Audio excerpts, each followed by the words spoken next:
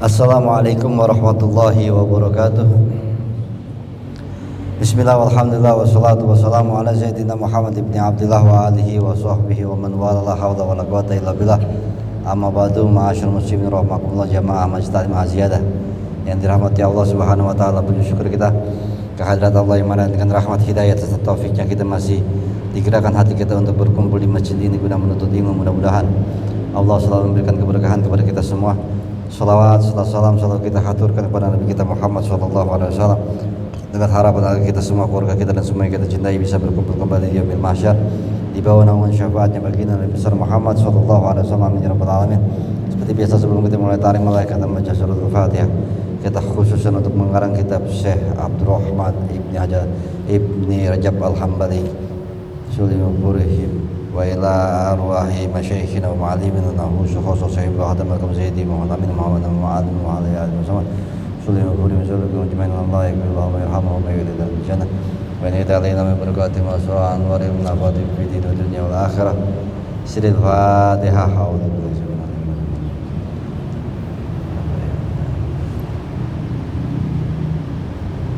Matiin aja, kita kabur mulu.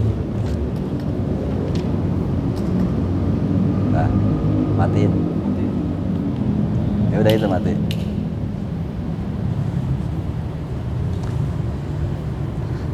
A'udzubillahi minasyaitonir rajim. Minasyaitonir rajim. Bismillahirrahmanirrahim. Qala Imam Al-Mu'allif rahimahullah wa nafa'ana bi barakatihi lummi fi darin amin. Syali sadri usili amri wa hlul 'uqdatam min lisani yafqahu qawli.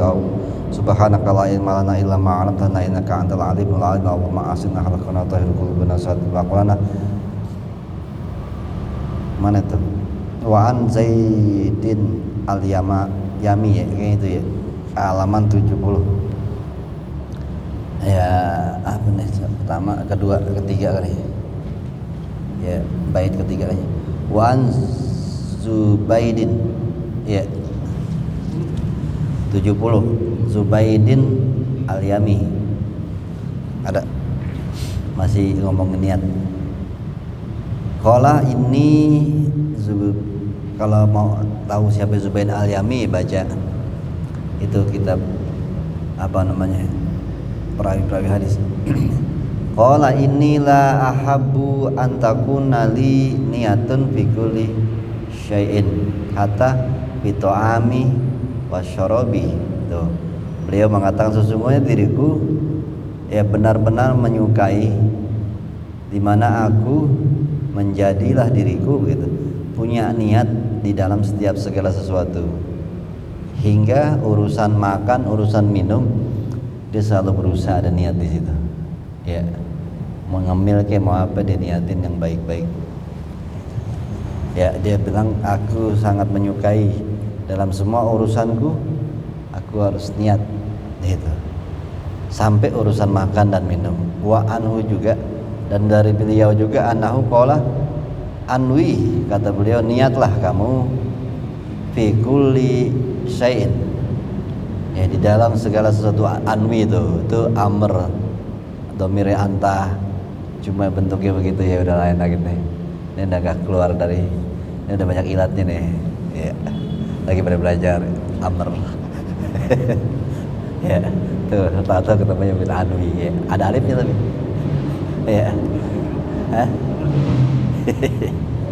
Anwi ya, niatlah ya, asal katanya niat jadi anwi.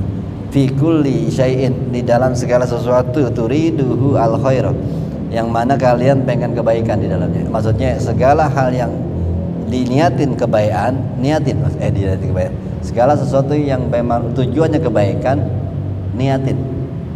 Ada niatnya. Niat apa? Melakukan segala sesuatu untuk Allah gitu, mencari ridha Allah. Ya, urusan-urusan yang baik. Hatta sampai nih hurujuka ya. Ila hurujuka hurujaka. Hurujuka hurujaka. Ya, huruju hatta kalau dia fi'il baru jadi nasab. Ini isim. Hurujuka kalau hatta kan saudaranya kana ya. Hatta urjuka ilal kunasah, sampai urusan kamu keluar ke tempat sampah. Maksudnya kenapa dibilang ke tempat sampah diniatin itu? Ya, buang sampah tujuannya biar bersih rumah, diniatin karena Allah nyuruh yang bersih-bersih. Dan kalau udah ke tempat sampah, mudah-mudahan nih sampahnya bisa dimakan yang masih butuh, misalnya ulat gitu, apa binatang bermanfaat gitu. Bayangin tetap disuruh niat, sampai urusan buang sampah aja, sampah yang kita buang aja kita disuruh niatin hal-hal yang baik. Ya, itu sampai ke situ loh urusan-urusan. Ya kalau nasi bisa jadi dimakan sama bakterinya sehat gitu. Ya, ada makhluk-makhluk Allah di tempat lain. Ya, wa an Daudah at-Ta'i gitu ya. Dari Daud at-Ta'i qala ra'aitul khaira kullahu, aku melihat semua kebaikan innama yujma'uhu husnunnya, semuanya itu kebaikan diikat gitu kan. Yujma'u itu dikumpul, diikat oleh niat baik. Iya, paham nggak? Aku melihat segala kebaikan itu harus diikat pakai niat baik. Ya, kalau niatnya nggak baik, nggak jadi kebaikan jatuhnya. Nggak kebaikan buat diri kita ya. Kalau buat orang kan kemarin udah tuh, kalau kita sedekah walaupun karena niatnya kan baik buat orang, tapi buat kita karena nggak ada niat baik, nggak ada kebaikan buat kita. Nah, kebaikan niat baik ini apa? Niat yang dilakukan hanya untuk mencari ridha Allah. Ya, kita ini hidup tujuannya sebenarnya nyari ridha Allah biar bisa masuk surga, kan itu doang. Jadi apapun kebaikan yang kita kerjain, niatin niat baik. Apa niat baik? Mencari keridhaan Allah. Itu. Ya, cari keridhaan Allah dengan segala sesuatu. Apa yang kita kerjain berbuat baik, tujuannya adalah akhirat. Gitu. Ya, itu niat baik di situ. Wa kafakah, cukup buat kamu bihi khairan, jadi kebaikan. Wa in lam tansab, meskipun kamu nggak ngerjain. Ya, cukuplah niat yang baik, niat yang karena Allah, mencari ridha Allah meskipun nggak ngerjain. Ya, kayak kemarin diceritain orang yang sedih banget ngeliat orang yang susahan tapi dia pengen ngasih, dia nggak punya duit. Allah kasih loh pahala seperti dia punya. Itu niat baiknya itu. Ya, niat baik terhadap keadaan orang lain, dan ya nggak bisa ngeliat orang menderita dan minta sama ya Allah gitu, ngomongnya begitu, ya Allah seandainya saya punya materi saya akan bantu dia ya Allah. Dengan niat begitu ngomong ke Allah, Allah kasih pahala seperti dia melakukannya. Tuh, padahal dia nggak ngerjain. Itu niat baik. Ya. Qala Daud dulu. Daud mengatakan, Daud atau lagi, wal birru himmatut taqiyyi, kebaikan adalah hasratnya atau pikiran atau tujuannya orang-orang bertakwa. Orang bertakwa selalu menginginkan berbuat baik. Walau ta'allaqat jami'u jawarihi bihubbid dunya, meskipun terjerat seluruh anggota tubuhnya kepada kecintaan dunia. Itu. Jadi dikatakan kebaikan adalah hasrat atau tujuan orang yang bertakwa. Meskipun nih orang yang bertakwa tubuhnya semua adalah kecintaan kepada dunia, la raddathu yauman niyatuhu ila aslihi. Ya, suatu hari nanti, ya, yauman la raddahu, maka niat baiknya itu akan ngembaliin dia kepada aslinya. Itu maksudnya, kalau kita memang orang bertakwa yang selalu punya niat baik, walaupun kita cinta dunia, suatu saat niat baik kita itu akan membuat kita kembali ke jalan yang benar. Ya, ini hubud dunianya lebih ke bukan yang riya ya. Riya juga kan hubud dunia. Kalau riya kan emang udah niatnya aja udah pengen kesohor, Ya, kalau ini maksudnya materinya banyak, duit mulu yang dicari, gitu kan, kerja nggak putus-putus, materi banyak terus semua, pokoknya dia gila sama dunia lah, maksudnya pakaian pengen punya ini, pengen punya itu, gitu. Tetapi di hatinya punya niat yang selalu baik. Insya Allah niat baiknya ini akan kembaliin dia kepada aslinya, yaitu dia gak akan cinta dunia lagi suatu saat gitu. Makanya niat baik ini penting. Seperti contohnya Fudail ibn Iyad. Fudail bin Iyad itu belum dinyalain. Fudail bin Iyad itu adalah seorang raja rampok yang dia sholat 5 waktu. Raja rampok yang kerjaannya kita tahu dan namanya rampok, tapi sholat 5 waktu. Dan dia niat dengan, jadi ada seseorang ulama yang pernah ditangkap sama dia, gerombolan ulama, gerombolan atau rombongan pedagang gitu, ada ulama di situ, tangkap ya biasa dah dirampok-rampokin. Tetapi habis itu orang-orang dikumpulin, ya ulama ngelihat, tanya, ini bosnya yang mana sih? Sono dekat pohonan deh, dia lagi sembahyang. Nah, gitu. Tuh ulamanya nyamperin, ente raja rampok iya katanya. Fudail bin Iyad, memang terkenal namanya. Tapi kapan ente bayang gitu. Saya berharap niat baik saya adalah dengan sholat ini, suatu saat Allah memberi saya hidayah. Begitu. Ya, suatu ketika beberapa tahun kemudian ketemu di Masjidil Haram lagi tawaf bareng, kata ulama, ente gitu, Fudail bin Iyad, iya. Ente pergi haji, iya. Udah tobat. Alhamdulillah dengan sholat saya Allah memberi saya hidayah. Begitu. Tuh, ya niat baik bisa lama-lama merubah kita. Walaupun ini, bayangin Fudail bin Iyad itu kan jatuhnya sebelumnya rampok, ya cinta dunia kan, gila harta. Tapi kalau ada niat baik dalam diri kita, suatu saat niat baik itu akan membalikan kita ke jalan yang benar. Fudail bin Iyad itu kan orang yang juga satu hal lagi, dia nggak pernah berani menyalahi amanat. Ini rampok model dulu aneh emang ya. Amanat, kalau orang mengamanatkan sesuatu dia nggak berani mengingkarinya. Itu ada suatu cerita di mana dia kan namanya bos ya, dia di tenda jauh dari tempat pasukannya mau ngerampok gitu. Tetapi ini ada gerombongan yang tahu di sebelah sana bakal ada rampok nih gitu. Terus nih orang nitip di situ, waktu itu ada tenda tuh gitu. Dia nitip ke situ, ada orang lagi duduk sendirian di tempat, saya titip barang saya, ini barang harta emas lah, dinar sama perak ya. Saya bilang takut di sana ada rampok gitu, makanya saya titip ke bapak gitu. Udah di jalan, habis itu kan ketangkap kerampok, ya pasukannya bawanya kemana? Kita ke situ.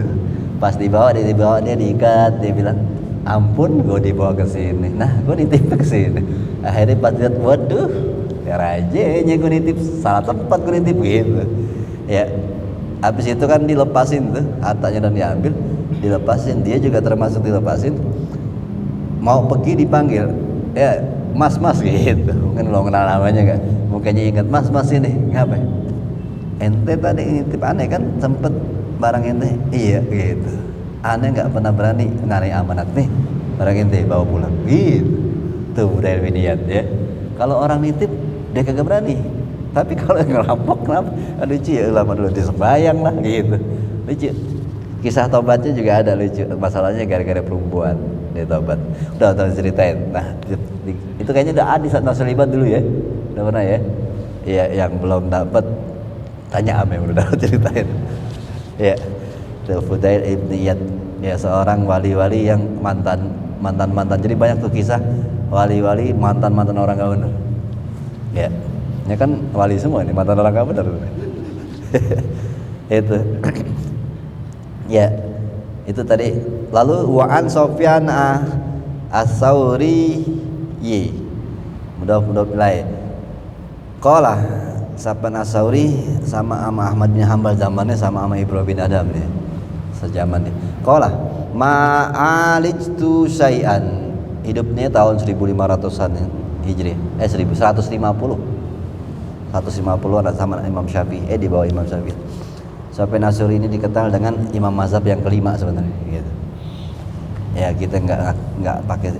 Qala ma'alij itu kata beliau, aku tidak menangani syai'an sesuatu, ya bisa alaj itu lebih ke ngobatin. Aku tidak bisa menangani atau aku tidak bisa mengobati atau susah aku ngobatin sesuatu, ya asyadda alayya min niyati, ya yang lebih berat daripada niatku. Maksudnya dia paling susah buatku adalah memperbaiki niat gitu. Aku tidaklah merasa berat memperbaiki sesuatu kecuali memperbaiki niatku. Makanya niat ini benar-benar harus direnungin, dipikirin, diperbaiki. Kadang-kadang kita kan ngomongnya niatnya karena Allah, tapi kadang-kadang kalau kita mau jujur dalam lagi ke hati kita, ternyata masih karena orang, masih karena ini itu. Makanya dibilang memperbaiki niat itu, kata dia, ma'alijtu syai'an, aku tidaklah bisa menangani sesuatu yang lebih berat ketimbang memperbaiki niatku gitu. Li'annaha, karena sesungguhnya niat itu tataqallabu alayya, berubah-berubah mulu atas diriku. Iya, namanya niat kan di hati ya. Ini berubah-berubah mulu gitu. Apalagi udah ada masukan dari luar, pujian apa, nah ini kan jadi makin goyang lagi niat kita. Itu beliau mengatakan tidak ada sesuatu yang lebih berat untuk aku tangani ketimbang memperbaiki niat, karena berubah-berubah terus tuh niat di hati kita. Wa Yusufah ibni Asbatin, dari Yusuf bin Asbat, qala takhlisun niyah min fasadiha asadu alal amilin min tulil ijtihadi. Ya, kata beliau, mengikhlaskan niat, ikhlaskan niat itu melakukan niat karena Allah doang, ya, atau mentakhlis di sini diartikan mensucikan niat daripada kerusakannya. Kerusakan niat kan udah mulai ada selain Allah nih, ada ini, ada faktor ini, ada faktor ini. Itu jadi memurnikan niat daripada perusak-perusaknya lebih berat ketimbang melakukan kerjaan jihad, ya, mintul ijtihad, yang jihad yang panjang. Jihad yang panjang maksudnya apa? Itu makanya amilin alal amin, orang-orang menjalankan jihad yang sangat panjang. Ya, ijtihad. Ijtihad itu sungguh-sungguh. Sungguh-sungguh kan di badan. Ya kalau hitungannya sholat itu tahajud, ya wirid ribuan, tahajud, puasa itu kan ijtihad,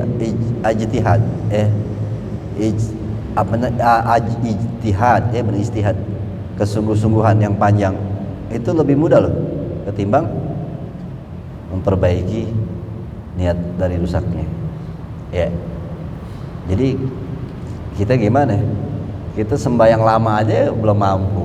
Itu yang bilang jihad sungguh-sungguh dalam urusan zahir ibadah. Kata dia, urusan zahir ibadah lama aja itu lebih mudah ketimbang memperbaiki niat daripada penyakit-penyakitnya. Ya. Nah, kisahnya kita sembahyang mungkin kuat, sembahyang serat tarawih kuat ya. Baca Quran gitu, itu masih istihad yang banyak. Nah, kalau itu aja belum nyanggup gitu sembahyang lama gitu. Ya, apalagi ini memperbaiki niat daripada kerusakannya. Karena Ahmad bin Hanbal juga pernah mengatakan kalau menghilangkan penyakit hasud di dalam hati itu lebih sulit ketimbang sholat 1000 rakaat. Ya, satu hari nggak dengki lebih sulit ketimbang sholat 1000 rakaat. Itu beliau ngomong. Makanya kerjaan-kerjaan perbaikan hati adalah kerjaan tertinggi. Makanya itu adalah kerjaan para wali. Makanya kitab yang kita selesaiin 7 tangga hasil jadi wali kita sekarang udah gitu. Karena itu kan ngomongin hati semua.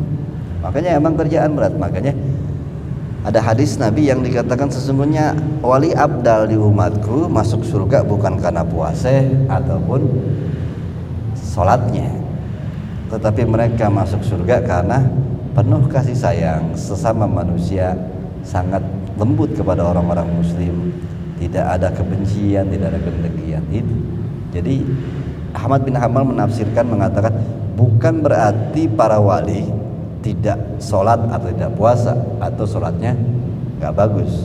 Tetapi kita harus pahami, justru para wali sholatnya pasti lebih hebat dari kita, puasanya lebih hebat dari kita. Dan mereka yang puasa dan sholatnya lebih hebat aja, Allah lebih ngukur yang dinilai justru lebih yang di sini. Makanya Allah mengatakan sesungguhnya wali itu, Nabi mengatakan sesungguhnya wali itu bukan karena sholat atau puasanya. Yang dinilai Allah ternyata akhlak. Jadi Ahmad bin Hanbal mengatakan, disimpulkan bahwa ibadah tertinggi adalah ibadah memperbaiki hati daripada penyakit-penyakitnya. Karena itu adalah ibadah para wali. Ternyata wali aja yang dilihat adalah masalah hatinya, bukan sholat puasanya. Padahal sholat puasa mereka pasti lebih hebat dari kita. Itu makanya disimpulkan Ahmad bin Hanbal, kita bisa yakini bahwa satu hari tidak hasud lebih sulit ketimbang sholat 1000 rakaat. Ya, karena hasud itu, dengki itu kayak udah tabiat manusia. Itu kayak tabiatnya kan, dikasih 2 gunung emas pasti minta yang ketiga, itu tabiat. Sama, dengki adalah juga bagian dari manusia. Makanya agak sulit. Manusia jarang yang mau, karena itu tabiat manusia, memang ada kedengkian di dalam diri. Nah makanya untuk menghilangkan itu tabiat aslinya, makanya butuh kemauan yang besar, dan itu makanya jadi ibadah yang tertinggi. Ya. Wakilah. Nah ini niat juga kan urusan sini. Wakilah li Nafi'in Ibnu Jubair, dikatakan kalau bahasanya khilah, tetapi ada nama orangnya sih. Ya, nah, kalau ada ulama mengatakan kalau di dalam kitab-kitab itu kalau nggak ada nama itu berarti riwayatnya agak lemah. Khilah, ada yang bilang begitu. Tapi kalau ini udah kira, tapi ya memang nggak ada orang yang siapa yang ngomong. Telah dikatakan kepada Nafi Ibnu Jubair, yang ngomong siapa nih? Gitu. Makanya kalau riwayat nggak ada nama orangnya, kan kola Fudail, kola ini berkata si Fudail, berkata si Daud gitu. Kalau kila ada yang mengatakan, nah ini riwayatnya dikatakan kalau ulama ilmu hadis lemah. Kenapa? Nggak menyebut nama orangnya. Ya kayak kita bilang, ada yang bilang gini kan, siapa ya? Oh nggak ada yang bilang lah gitu kan. Jadi kan itu nggak kuat gitu, nggak ada orangnya. Ya kila begitu. Ada yang bilang gitu. Orangnya nggak disebut, berarti ini lemah riwayatnya. Maksudnya kata-kata ini nggak ada yang bertanggung jawab gitu. Ya. Ala tashhadu janazata, ini ada di kitab Usburiyah nih sisanya. Ala tashhadu janazata. Ya. Ada orang berkata, kalau ini kan cuma nanya doang, bukannya riwayat. Ada yang mengatakan, ada yang nanya begitu kepada Nafi Ibnu Jubair. Ala tashhadul janazah. Ada orang nanya sama Nafi, kamu nggak ikut menghadiri jenazah? Gitu. Hitungannya datengin orang mati gitu. Qala, lalu beliau mengatakan nih, kama anta anwi gitu. Kama anta itu maksudnya adalah kamu seperti itu. Ya, artinya kalau benar tungguin. Gitu. Ini bahasa Arabnya kan. Kama anta, ka seperti adalah kamu. Gitu. Ka artinya seperti, ma apa-apa, anta kamu. Seperti apa-apa kamu. Gitu. Kalau kita artinya tungguin di situ. Gitu, lain banget ya. Ya ini namanya logat budaya, gaya bahasa gitu. Kama anta anwi gitu. Situ dulu tungguin. Saya mau niat. Gitu. Dia perbaiki niat dulu. Jadi belum jalan dia niat dulu. Nih gue niatnya karena apa? Karena nggak enak diajak dia apa gimana? Gitu, dia begitu dulu. Tungguin situ.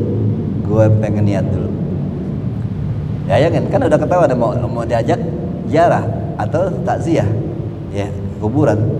Dia masih ngomong, tar dulu, gitu. Gue niat dulu. Nah emang belum niat begitu kalau temen-temen. Tuh lama-lama ya. Diperbaikin dulu dirinya. Duduk dulu deh sebentar untuk renungin lagi. Ini gue mau berangkat faktor diajak, faktor nggak enak. Apa faktor emang pengen ziarah dengan dasar pahalanya gede? Nah itu. Bahkan kita kadang-kadang nggak tahu ziarah itu kubur atau ngikut orang yang dikuburin, pahalanya gimana kadang-kadang belum paham. Gimana niat karena Allah karena pahala. Pasti kemungkinan besar gua kagak enak, yang lain pada ikut masa gua gak ikut gitu. Tetangga. Nah ini kayak kita tahlilan, itu perbaikin niat gitu. Ya, kemungkinan besar kita kan apalagi tetangga ya. Apa niatnya? Kagak enak gitu. Ya. Kalau menurut Anda mending gak datang. Kalau Anda begitu. Ya, makanya orang yang fair di sini sama di sini itu ngomong memang kadang-kadang menyakitkan. Gitu. Dan nggak datang, kagak nggak pengen aja. Begitu udah jawab. Apa? Emang ya itu lurus berarti. Di sininya nggak mau, kalau di sini nggak beres, kalau ada niat karena nggak enak, karena nggak jadi. Gitu. Kalau kita kan memang udah faktornya karena nggak enak doang semua udah ya. Apa-apa juga acara karena nggak enak udah. Gitu. Ya kalau nggak datang apa kata orang. Nah udah itu. Ini kita kalau udah ngaji 7 tahun nggak udah lewat jadi wali ya, itu tuh nggak pantas ngomong gitu. Kalau gue nggak datang apa kata orang. Apa kata orang ini sebenarnya udah nggak pantas orang yang udah selesai Sirajul Talibin. Ya. Apa kata Allah itu? Ya sudah sulit tapi konsep mempraktekkan di lapangan saya tahu sulit. Ya. Pasti kita selalu berbenturan dengan apa kata orang. Untuk mengatakan apa kata Allah, ya kan yang penting udah selesai kan belajarnya 7 tangga. Tapi emang prakteknya agak sulit. Apalagi bini kadang-kadang, bang, pakan bagusnya betul orang kate dah, betul orang kate tuh. Akhirnya nggak diurusin apa. Tuh, jadi memang apa kata orang. Kalau perempuan pasti begitu, apa kata orang. Nah kita juga antar begitu. Iya juga sih apa kata orang ntar gitu. Sama udah. Ini nggak ada gunanya belajar gitu. Ya. Ini kan niat tuh, bab niat apa kata Allah gitu. Ya ada suatu kisah ulama keluar rumah, muridnya ngambil tasnya biasa begitu, keluar cium tangan kan mau jemput mau ngajar, cium tangan tak udah jalan, pas lagi mau masuk mobil muridnya kata guru kenapa itu kancing dendet gitu. Jadi gurunya ternyata nggak sadar pakai baju kancing dendet, ngerti kan dendet ya? Gitu. Habis itu iya gitu. Ayo udah jalan gitu. Kata murid nggak dibenerin dulu guru. Kalau gue benerin berarti karena lo. Kalau begini emang Allah menyuruhnya begini udah. Gitu. Ya luar biasa ya. Allah nyuruhnya emang udah begini berarti pakai. Ya udah. Tapi kalau gue benerin ini udah karena lo. Karena ntar gak enak sama masyarakat, malu ntar. Bisa gak gitu ya? Jadi emang dendet terus tuh ngajar. Ya. Ini yang sulit ya. Contoh-contohnya sih ada yang dulu tapi lama-lama dulu ya. Sama sekarang ya kalau pakainya belum keren belum keluar rumah. Ya ini kan harus diperbaiki ya. Emang sulit ya. Narik ulama-ulama karismatik itu udah sulit. Apa adanya hidupnya karena apa? Allah pengennya begitu dia begitu. Jadi apapun yang dipakai di tubuhnya bukan karena manusia, muruah aja. Ya Allah nyuruhnya pantesin, Allah nyuruh. Jadi Allah nyuruhnya gitu. Ya Allah misalnya nyuruh pantesin negeri lo itu, kalau aneh mikir begitu, negeri lo itu negeri Indonesia yang sangat menghormati peci hitam, lo pakai peci hitam, begitu, kerjain. Tapi bukan karena manusia, kan Allah gitu. Allah menyuruh menghormati negeri gitu. Ya udah kerjain gitu.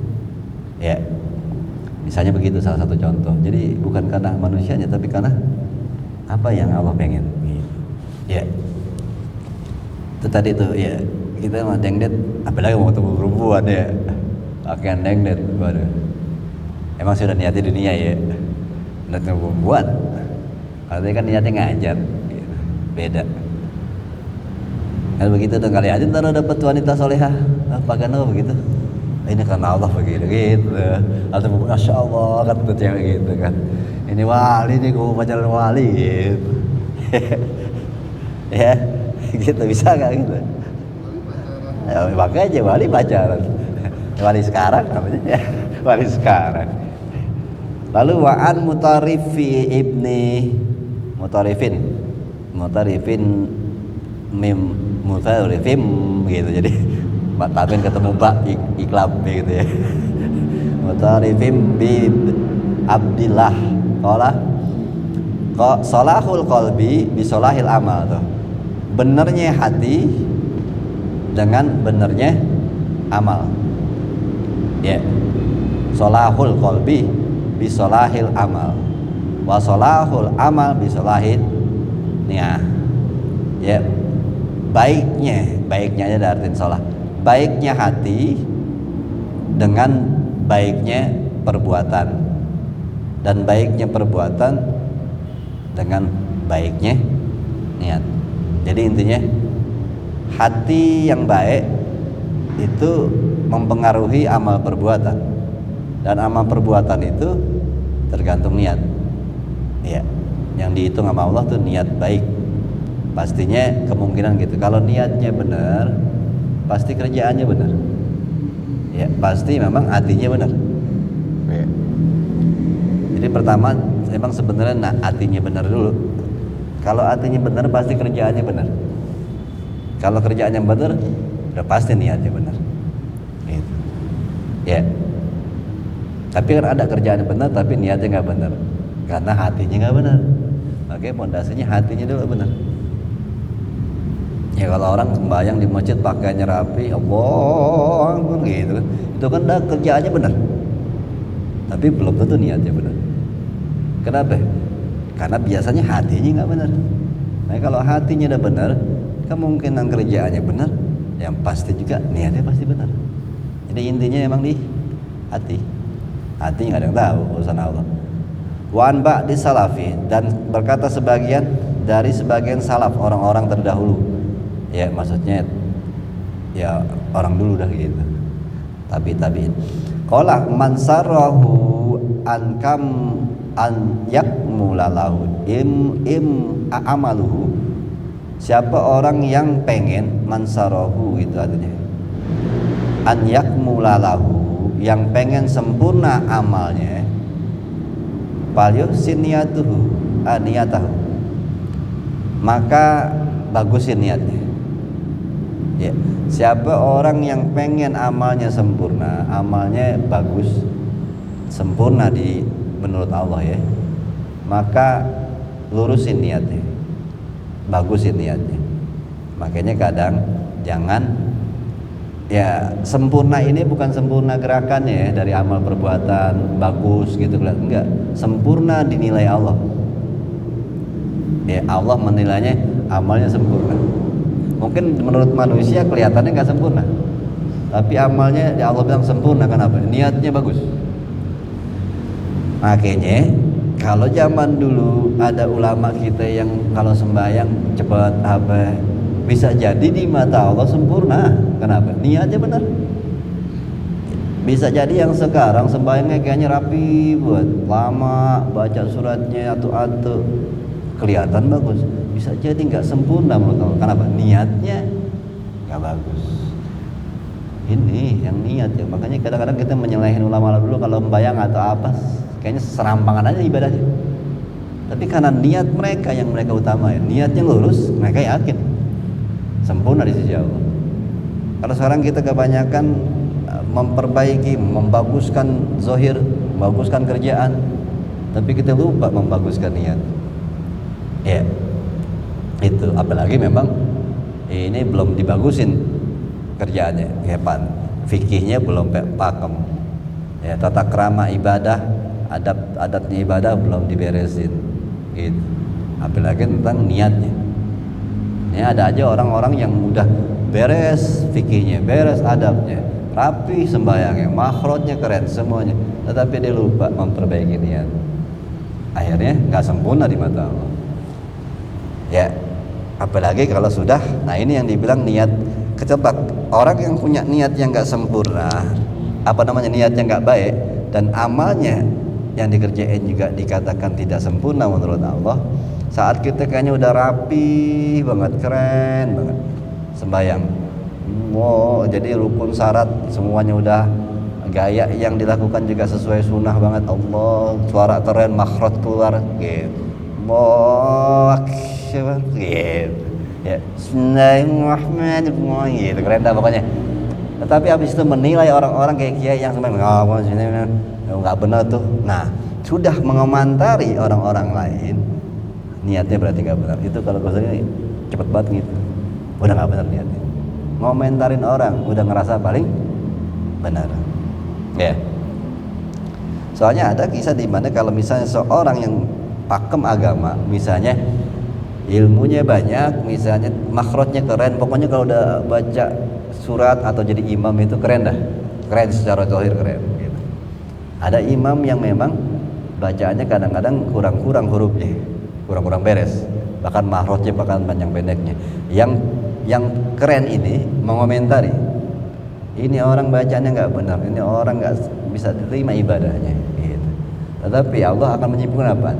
Iya, dia salah bacaan masuk neraka karena kebodohannya. Lo masuk neraka karena kesombongan. Ngeri kan? Ngeri. Akhirnya jadi ibadah yang kelihatannya rapi banget, tidak sempurna menurut Allah karena niatnya udah nggak benar. Kenapa niatnya nggak benar? Kalau orang yang niatnya baik, sulit menyalahin orang lain. Kadang kiai itu terdahulu tuh kalau sembayangnya kadang-kadang sekelebat aja, tapi ya dia nggak pernah nyalahin orang lain mau gimana. Ya insya Allah terima gitu. Begitu aja, husnuzon aja. Ya. Bahkan Umar bin Khattab aja kalau sembayang ya dia masalah wudhu aja kagak terlalu detail. Lagi makan sama gandum macam-macam, ya kan nyangkut-nyangkut ada ya. Ya. Terus sahabat komat waktu beliau jadi khalifah ya.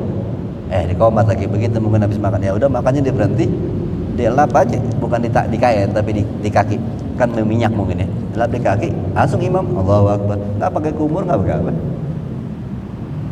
Kalau secara zahirnya nggak sempurna kalau dalam fikihnya, tetapi Allah akan melihat kesempurnaan ibadahnya kalau niatnya lain, dah Umar begitu ya. Gitu. Ya kita kan berusaha memperbaiki zahirnya, salah ruku, sujudnya, cara ibadah. Tapi yang paling penting sebenarnya perbaiki niat kita. Ya, walaupun zahirnya kita hitungannya belajar fikih, belajar adab, belajar juga agar ya zahir batin benar sempurna. Tapi kalau dalam kitab ini, apalagi kita udah belajar tentang tasawuf, harusnya lebih detail ngomongin niat. Ya, jadi kesimpulannya kalau kita udah mulai banyak ilmu kita harusnya jadi padi, bukan jadi gampang buat nyalain orang. Nah ini gak akan dikatakan niatnya baik ya. Makanya dikatakan siapa kamu orang yang pengen sempurna amalmu, maka baguskan niatmu ya. Nah niat ini terdeteksi sama Ghazali, kalau nggak bagus niat itu bisa dilihat dengan dia mulai mengomentari orang. Padi kalau masih hijau diri tegak, kalau udah kuning, nah harusnya kan begitu, nggak bakal nyalain orang ya. Karena kita bukan Tuhan yang menentukan orang salah apa enggak diterima ibadah itu. Ini makanya baikin niat kita ya. Maksudnya ngapain kita mikirin niat orang, apa kita udah bener niat kita kan gitu. Fa innallaha azza wa jalla ya'jurul abda idza hasunat niyatuhu. Karena Allah akan memberi ganjaran pahala balasan yang luar biasa di surga. Sebenarnya ibadah kita, ada ulama mengatakan ibadah kita satu aja yang diterima Allah cukup membuat kita masuk surga. Makanya ganjaran itu besar banget sebenarnya. Cuma pertanyaannya kita udah ada yang diterima Allah. Makanya itu kan nggak ada yang tahu. Makanya jangan sok tahu. Orang kata ente nggak diterima, ente ibadah ente, oh hebat banget. Ya. Makanya satu aja ibadah kita bisa diterima Allah, itu bisa membuat kita masuk surga. Cuma masalahnya sampai mati pun kita nggak tahu yang mana yang bakal diterima Allah kan gitu. Ya ini Allah akan membalas kalau niatnya baik. Iza hasunat niyatuh hatta bilukmah tuh, hingga sampai beliau mengatakan orang-orang terdahulu satu suapan makanan, satu korma lah atau apa yang kita kasih ke orang yang membutuhkan, itu kalau niatnya bagus pahalanya luar biasa. Ya, makanya nanti itu kadang-kadang takutnya rugi orang-orang yang sedekah hampir 5 juta nggak dapat ganjaran, ternyata yang 2.000 yang dapat, karena biasanya 2.000 ikhlas banget ya kan. Gitu. Lupa apa gitu udah gitu. Itu ya, niat yang penting kan, niatnya itu yang paling di apa namanya, ditentukan, yang nentuin Allah sih emang. Yang tadi pernah diceritain itu kan, karena kenapa sampai dia bisa mendapat pahala sesuatu yang dia nggak kerjain. Ya Allah, itu orang kasihan banget pada, seandainya engkau beri saya rezeki, saya akan memberi mereka. Dia cuma ngomong begitu, dapat pahala seakan-akan dia memberi. Kenapa bisa begitu? Karena mungkin Allah tahu niatnya sangat dalam di hatinya, sampai mungkin dia menangis melihat penderitaan orang, dan niatnya sebegitu dalam. Nah, Allah yang ngukur itu. Makanya walaupun hal kecil yang kita kerjain, tetapi sebenarnya Allah lihat niat kita emang benar-benar tulus, sampai mungkin sangat terharu atau menangis karena melihat penderitaan itu. Akhirnya Allah ukur, nih orang niatnya luar biasa. Akhirnya pahala kita gede gara-gara niat dong, kagak ngerjain padahal. Makanya niat ini, kesungguh-sungguhan niat di hati kita, Allah yang tahu. Gitu. Ya. Lalu wa'an Ibni Mubarak terakhir nih ya. Qala robba amalin, berapa banyak amal gitu. Artinya gitu. Berapa banyak perbuatan sogirin, amalin sogirin gitu. Berapa banyak atau seringkali perbuatan yang kecil tu'azzimuhu niyatu, dibesarkan faktor niat. Jadi berapa banyak perbuatan yang kecil menjadi besar karena niatnya bagus. Bahkan tadi yang nggak dikerjain lah ya. Dan dari kisah itu kan dia cuma, ya Allah seandainya saya punya, nggak dikerjain lah. Itu banyak, lebih parah lagi kan. Ini aja dikatakan berapa banyak niat kerjaan kecil diperbesar oleh niat yang baik. Apalagi tadi itu niatnya mungkin sangat baik, sangat dalam, akhirnya nggak ngerjain aja dapat pahala besar. Itu. Waruba amalin kabirin, ya berapa kali, berapa banyak atau sering kali kerjaan yang besar, tusogiruhu aniyatu, ya diperkecil sama niatnya. Niatnya nggak benar, kerjaan gede jadi nggak benar. Ya, misalnya sedekah 100 juta ke masjid, gitu. Niatnya ya pengen orang semua tepuk tangan gitu. Gitu. Hebat ente gitu. Niatnya tuh pengen dihormatin orang, pengen. Nah, niatnya nggak bagus. Kerjaan gede dari jadi kecil. Pahalanya ya mungkin menjadi hancur atau kecil. Itu ya. Jadi benar-benar intinya niat. Jadi makanya kalau dulu dibilang ada orang menyeleneh, ulama-ulama dulu sembayangnya asal-asalan gitu nah.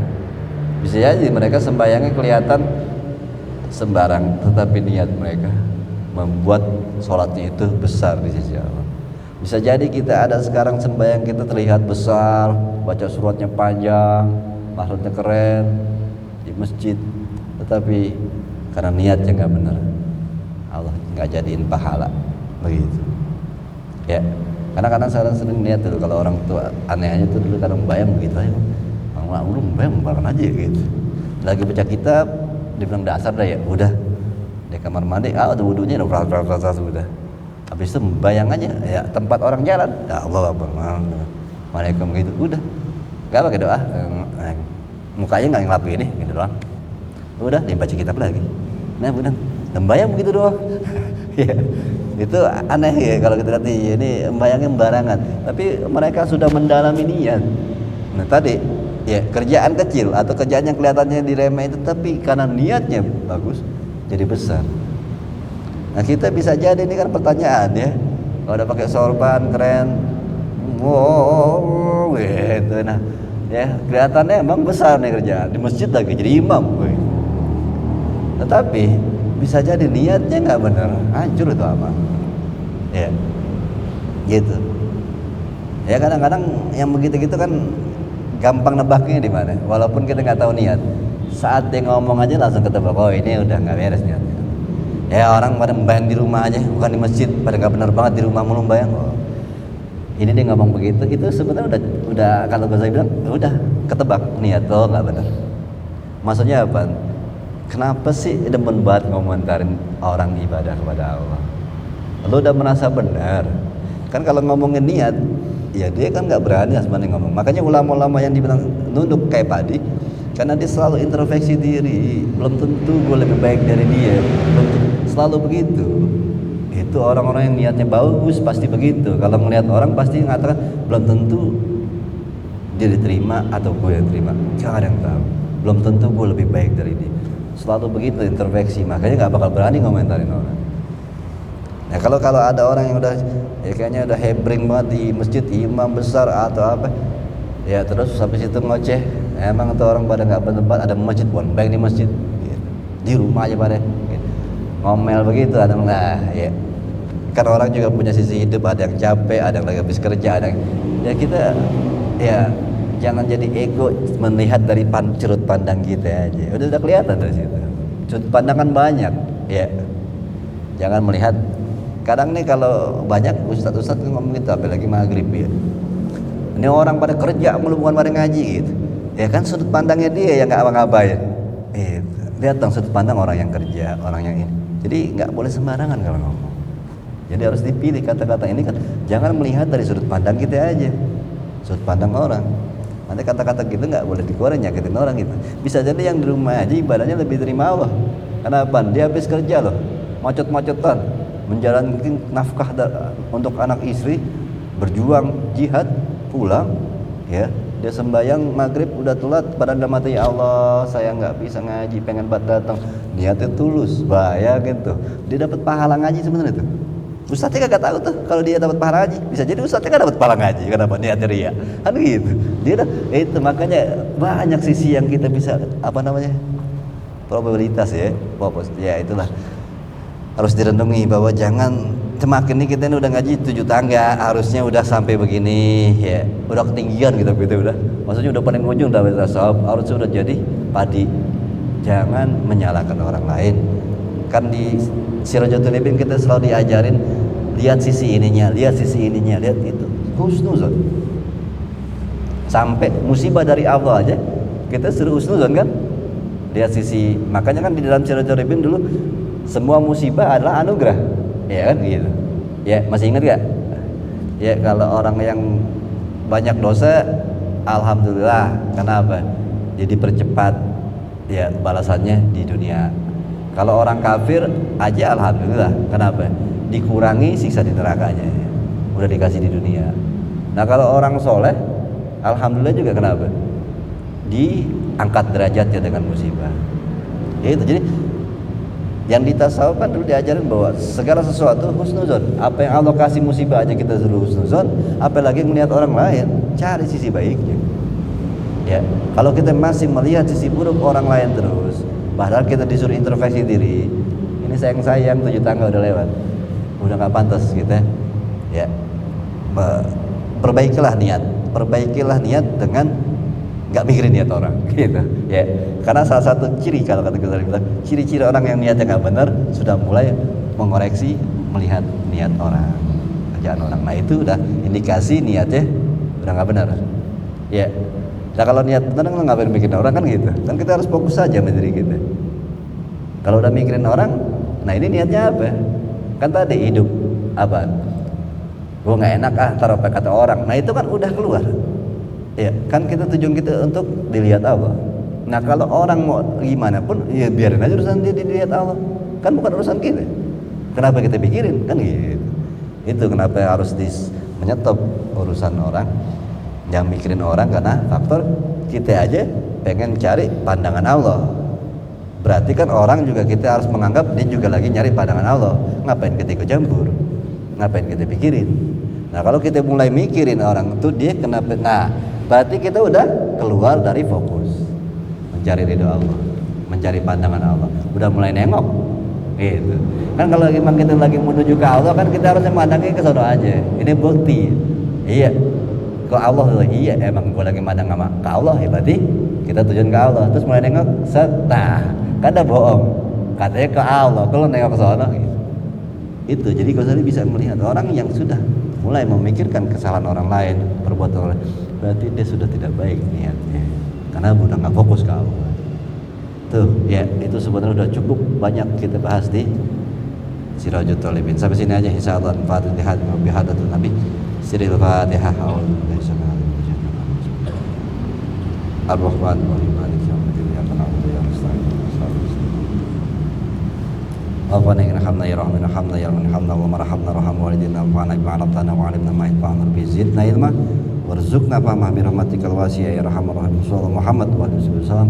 Alhamdulillahil alamin. Assalamualaikum warahmatullahi wabarakatuh.